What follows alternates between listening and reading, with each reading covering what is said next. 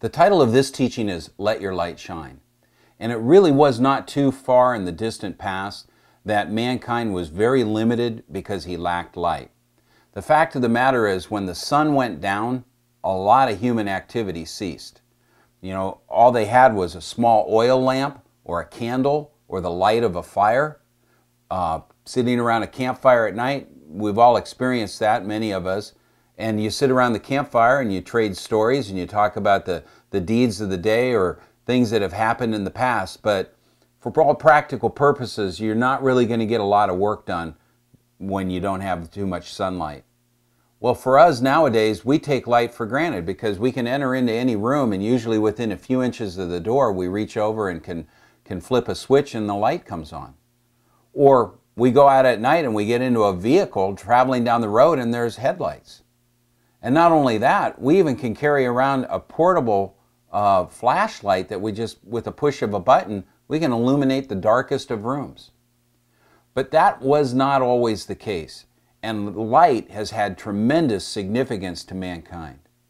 There was a number of years ago that I was in a cave and I was going on a tour, and we got about a half-mile into the cave, and the tour guide turned the light off. Everybody turned their lights off. It was so dark it was almost disorienting. In fact, I could put my hand right in front of my nose and just not even know it was there. I had lost all sense of sight. And that's the kind of darkness, pitch darkness. Now picture that, just absolute pitch darkness. And in the midst of that, God said, "Let there be light." God, it says, is light, and He is the source of all light. And in the midst of that pitch darkness, God spoke, and His light came into being. God has designed light that it serves a few purposes, one of which is it's a beacon. It gets your attention. Just like a lighthouse as a beacon. And why does a lighthouse shine? To get your attention? As a warning. Another purpose of light is to illuminate our way. And God has used light in all of those various ways. He set the stars up in the heavens to be signs for us to know the seasons and the times of the year, and also to tell the story. You know, and so God has used light this way. With Moses, he appeared in a burning bush, which was light. What does a burning bush do? It puts off light. It got Moses' attention. Light, it says that God wraps Himself in light as like a garment. And God is this light. And God is the source of light. And then God sent His light, Jesus Christ, into the world. And Jesus said, "I am the light of the world." And at one point where Jesus is the light of the world, He was making known, manifest, shedding light on the wickedness of mankind, the evil deeds in people's hearts, the plans and schemes of the adversary. But Jesus then turned and He said, "You are the light." In fact, in Matthew chapter 5, He says, "A city on a hill cannot be hidden, neither do people light a lamp and put it under a bowl. Instead, they put it on a stand, and they give its light so that it gives its light to everyone in the house. In the same way, let your light shine before men." Jesus didn't say you need to become lights. He didn't say turn your light on. What He said is let your light shine. And that's what we need to do.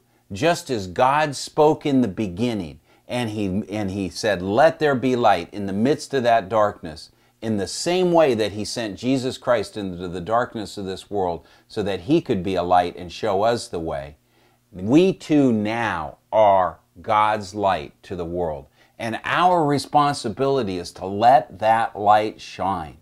So the question then is not how dark is the world. The question is how bright is your light shining? Because we have the light. So now the only thing that we have to do is make sure we're not preventing that light from shining, that we're not blocking it, we're not doing things that prevent it from shining. A friend of mine said a few months ago that he wanted to move and move to a different city. I asked him why did he want to move, and he said, "Well, the place that I live is so dark right now that, you know, I keep talking the word to people and I keep trying to evangelize or witness for Christ, but it's just so dark, I want to move." And I had the thought, it kind of convicted me, because the thought that I had was, You know, when times are dark, that's when the light shines the brightest. It's not the bright areas of the world that need the light. It's the dark areas of the world that need the light. When Jesus Christ came into this world and when he walked amongst people, one of the biggest criticisms he got was because he was hanging out with sinners. And he turned to him and he said, well, the healthy don't need the physician, it's the sick who do. You know, the prostitutes, the sinners, the tax collectors, those were the ones that he was with because they're the ones that needed the light. In the same way, as I thought about my friend's comment, it kind of convicted me because I had to ask myself, how bright of a light am I being to those that are around me? Can they distinguish my actions from the rest of the people of the world? I think sadly, there's a lot of Christians out there that live their lives in such a way that you can't even tell that they're a Christian from a person who's not a Christian. The divorce rate amongst Christians almost is equal to, if it not exceeding, that of non-Christians. This is not what we're supposed to be. That's not being a bright light. People should know that I'm a Christian not because I have a fish sticker on the bumper of my car, but because I'm shining brightly. In the Word of God, God equates light with truth, with love. If I am loving other people, I'm shining. If I am being truthful to other people, I'm shining. I am light when I am loving and I am truthful. And so the question is not to turn on the light. The question is allow your light to shine. And for us to do that, we need to make sure that we're not blocking the light.